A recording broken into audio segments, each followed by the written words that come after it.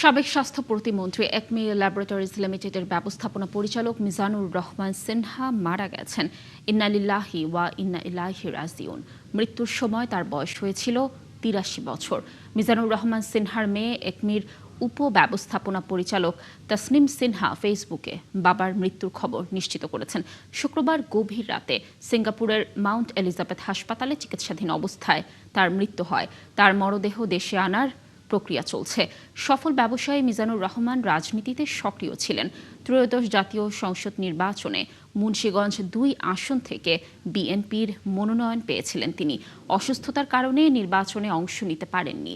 তিনি বিএনপির মনোনয়নে মুন্সিগঞ্জ ২ আসন থেকে ১৯৯৬ ও ২০০১ সালের জাতীয় সংসদ নির্বাচনে অংশ নিয়ে দুবার সংসদ সদস্য নির্বাচিত হয়েছিলেন। ২০০১ সালে বেগম খালেদা জিয়ার মন্ত্রিসভায় তিনি স্বাস্থ্য ও পরিবার কল্যাণ প্রতিমন্ত্রী হিসেবে দায়িত্ব পালন করেন।